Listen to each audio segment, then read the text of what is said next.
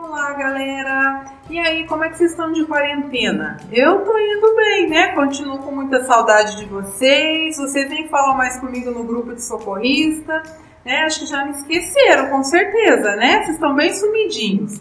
Mas vamos conversar um pouquinho hoje, relembrar alguns conceitos, algumas coisinhas bem básicas aí com vocês. Então, hoje a gente vai estar conversando um pouquinho sobre a parada cardiorrespiratória, né, que seria aí a nossa próxima aula prática, né? Já estávamos com tudo preparado, com tudo montado, mas com certeza em breve faremos essa prática. Então nós vamos relembrar um pouquinho os conceitos. Eu só vou fazer uma observação antes, né? Porque essa apostila com certeza ela foi feita aí bem antes da pandemia que nós estamos vivendo hoje de coronavírus, nós não tínhamos aí o Covid circulando. O que acontece? Né? Na apostila, ela fala o tempo todo de 30 compressões cardíacas para 2 respirações, né? Sempre com o uso da máscara ou o uso do ambu. Hoje, por conta da pandemia, isso não é mais recomendado, tá? Então, o paciente em parada cardiorrespiratória, o que nós vamos fazer? Nós vamos iniciar a massagem cardíaca, porém, a parte respiratória não vai ser feita. A não ser que nós tenhamos no local disponível um médico com todos os EPIs, inclusive protetor facial, a máscara N95, e esse paciente ele vai ser devidamente entubado, tá? Então não se recomenda mais o uso da máscara e nem a ventilação com o ambu por conta da contaminação aí do coronavírus, tá? Então só essa ressalva, tá? Que na apostila de vocês está um pouquinho diferente. Então, vamos falar um pouquinho da fisiopatologia da parada cardiorrespiratória. Então, a definição da parada cardiorrespiratória é que ela pode ocorrer em indivíduos cardiopatas e não cardiopatas. E ela pode ser primária, decorrente de disfunção cardíaca, na ausência de fator desencadeante extracardíaco. E ela pode ser secundária, como evento terminal de muitas doenças. Tá? Então, existem essas 2 classificações. Em ambos os casos, né, o que a gente observa? Diminuição do débito cardíaco, né, que é o primeiro sinal e sintoma aí da parada cardiorrespiratória, que torna a vida inapropriada. Né? O nosso cérebro, ele aguenta sem oxigênio até 4 minutos. Então, é o tempo que nós temos aí para tentar restabelecer esse nível de oxigênio a nível de cérebro. Enquanto os outros órgãos, rim, fígado, eles tentam cessar as suas funções para mandar todo esse suporte de oxigênio, e de sangue para o nosso cérebro para tentar preservá-lo. Porém, após 4 minutos, os nossos neurônios eles já vão começar a morrer, então já vai começar a ter a morte encefálica. Então a parada é uma situação de extrema urgência, tem que ser corrigido o mais brevemente possível. Então, aí toda vez que ocorre essa parada cardiorrespiratória, é necessário o quê? A reanimação. Então a reanimação cardiopulmonar ou RCP é um procedimento de emergência aplicado quando constatamos que a vítima teve uma parada das atividades do coração e do pulmão.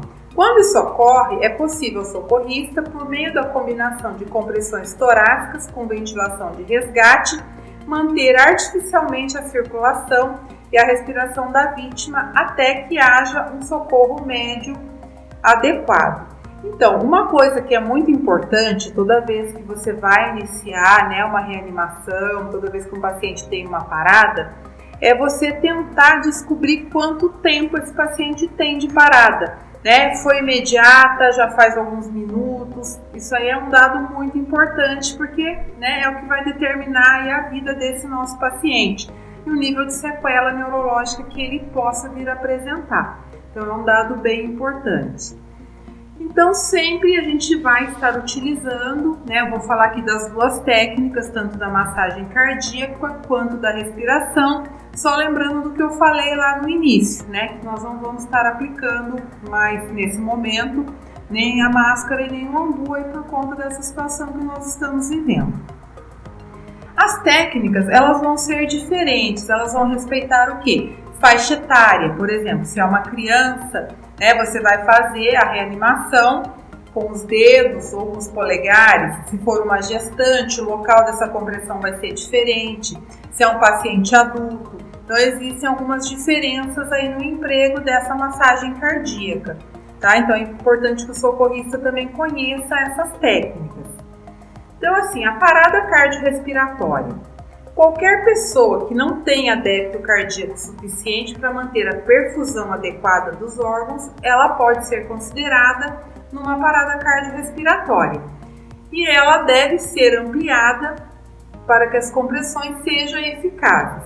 Então é importante eu coletar os sintomas que antecederam a parada, né? Se tiver alguém no local, um familiar, alguém que consiga nos relatar aí o que aconteceu.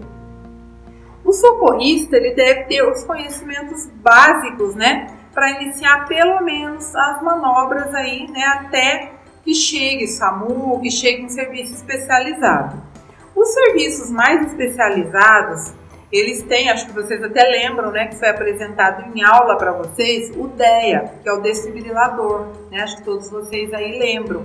Então ele pode ser utilizado, né, pelas equipes aí de SAMU, de resgate. Porém, numa situação de rua, vai ser a massagem cardíaca mesmo. A gente vai lembrar aqui alguns passos da nossa massagem cardíaca, como, por exemplo, o local, sempre um local rígido, não pode ser aplicado em cima de sofá, em cima de cama, então isso é um erro muito comum, é preferível colocar o paciente no chão e estar aplicando a massagem cardíaca direto nesses locais. A paciente, se eu for usar o DEA, o desfibrilador, ele não pode nunca estar com roupas molhadas ou num local próximo à umidade, um banheiro, um local que tenha umidade. Isso daí tem interferência também direta. Então, as principais considerações e recomendações sobre as diretrizes, elas dizem o seguinte. Primeiro, iniciar a ressuscitação cardiopulmonar com as compressões torácicas, minimizar as interrupções, otimizando a função cardiopulmonar e perfusão dos órgãos. Então, assim, vamos pensar, vamos lembrar um pouquinho lá da anatomia e da fisiologia. Um adulto, uma pessoa normal, quantos batimentos cardíacos nós temos por minuto?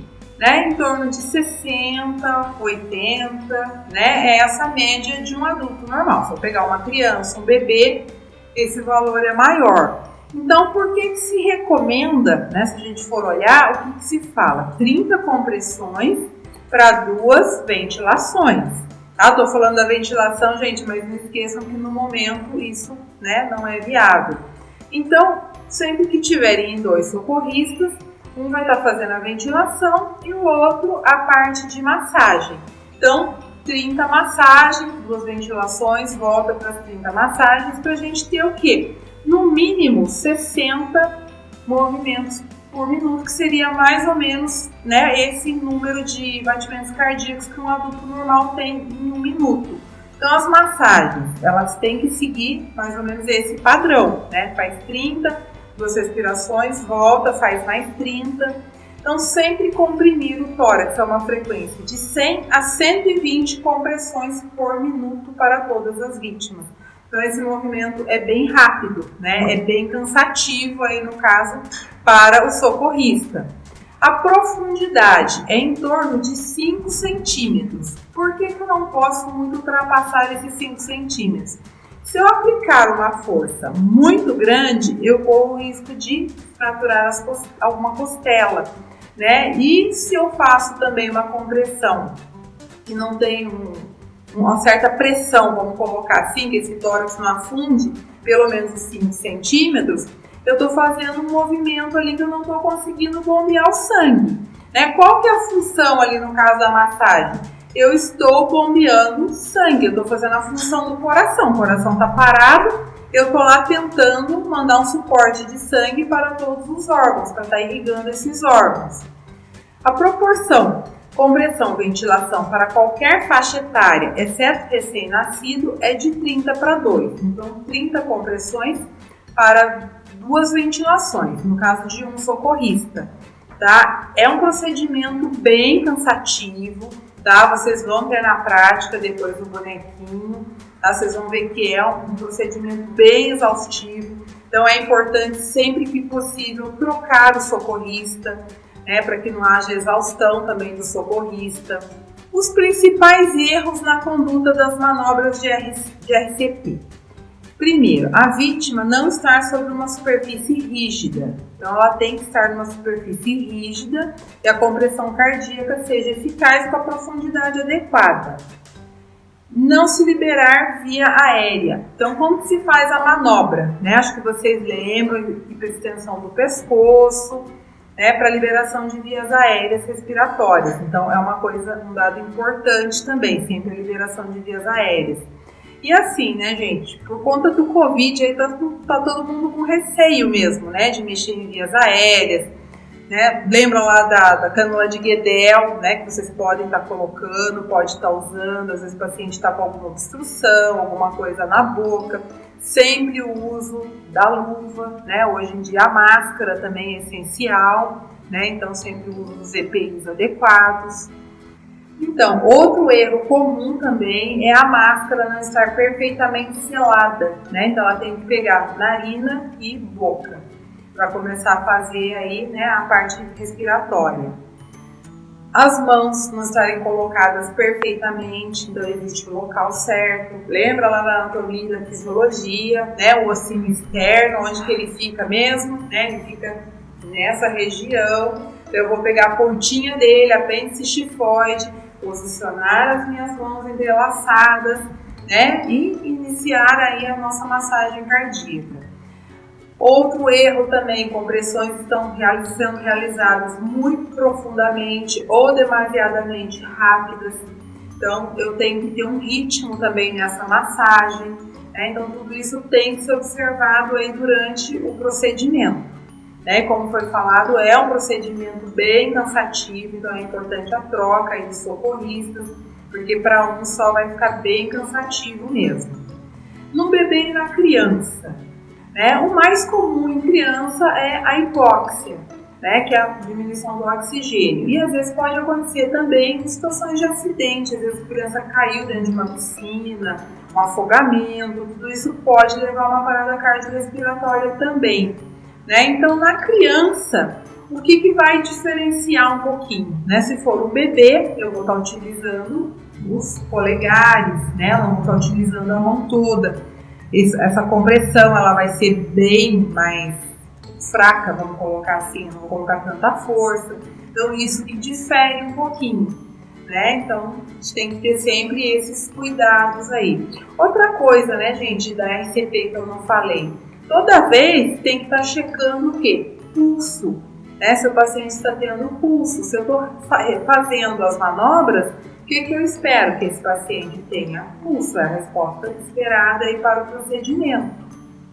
A RCP em gestantes. Então, as gestantes também são outro caso à parte, né? Acho que vocês lembram lá da aula de anatomia, de fisiologia, eu também frisei várias vezes com vocês, né? Qual que é a posição preferencial para sempre colocar a gestante? Ela deitada sobre o lado esquerdo para descompressão de cava, né, para melhorar essa circulação, né, porque ela tem uma compressão por conta do aumento do abdômen, né, o bebê vai comprimir, então ela tem aí já uma deficiência nessa parte circulatória aí de membros inferiores.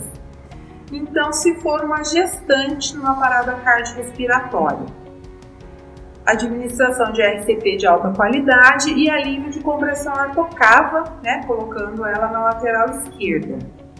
E aí, gente, vai depender muito da idade gestacional, né? Se for uma gestante que está no início, eu não vou ter tanto problema para fazer uma massagem cardíaca do que se for uma gestante já no finalzinho de gestação, já com o abdômen já bem aumentado, né? Então, vai depender mesmo das condições, tá?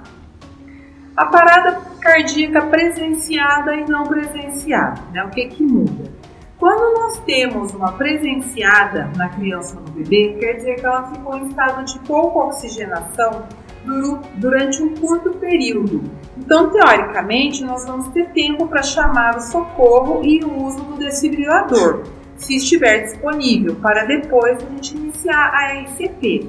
Agora, se parou e não sabe há quanto tempo, né, vai iniciar o mais precocemente possível, né, enquanto um inicia, o outro já vai acionando aí os serviços de resgate. Eu vou falar um pouquinho sobre um tema, né, que eu particularmente não gosto, eu acredito que vocês também não, né, que é definição de morte, né. Nós vamos conversar um pouquinho sobre isso. Morte clínica e a morte biológica. Então, o que seria a primeira? A morte clínica. Então, a vítima ela está clinicamente morta quando cessa a respiração e o coração deixa de bater ou fazer sua função de bomba suficiente para que haja vida tecidual. E o segundo conceito é a morte biológica, quando a vítima está biologicamente morta, quando as células do cérebro morrem, correspondente à morte encefálica. Então, na segunda, né, na morte biológica, muitas vezes pode ainda continuar tendo batimento cardíaco, tendo algumas funções, porém o cérebro, né, que é responsável aí por todas as nossas funções, ele já morreu, ele já parou de funcionar. Né? Esses critérios ainda existem muitas polêmicas, muitas discussões.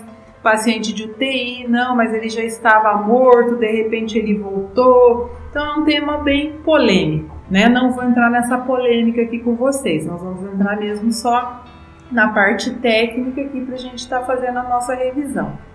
Então, assim, a gente vai estar falando sobre sinais evidentes de morte. Né? O único profissional que ele é capaz de atestar esse óbito, né, e dar um atestado no caso, é o médico. Porém, existem alguns sinais que a gente pode estar observando, né, que já se constata um óbito. Né? Lógico, se o paciente estiver apresentando esses sinais, a gente nem vai entrar numa RCP, né, a reanimação cardiorrespiratória. Então, quais seriam esses casos? Então, seria a decapitação, o esmagamento completo de cabeça ou tórax, a carbonização, então quando pega fogo, né, o corpo vai se transformar em cinzas, estado de putrefação ou decomposição, aquele corpo lá que já ficou algum tempo ali, né, em algum local, ficou abandonado, que já vai estar até com um mau cheiro, com moscas, com insetos. Rigidez cadavérica, né, que é o rigor mortis, já vai estar já em estado, né, vai estar endurecido, com rigidez, então também já é constatado. Presença de manchas hipostáticas também, tá? Ou secção do tronco. Então essas situações são situações em que já é constatado imediatamente a morte, né? E nesses casos a gente nem vai iniciar uma RCP. Então, gente, o que eu tinha para passar para vocês hoje de ressuscitação cardiopulmonar era isso, tá? Eu tentei ser bem breve, não fui muito técnica, né? Tem muito mais conteúdo aí nas apostilas, né? A apostila de vocês está bem completa nesse sentido. Qualquer dúvida, qualquer coisa, só me chamar no WhatsApp que eu estou à disposição, tá? Espero ter relembrado os conceitos com vocês e lembrando que eu estou com saudade. Aquele beijo para todos vocês, fiquem bem e até a próxima.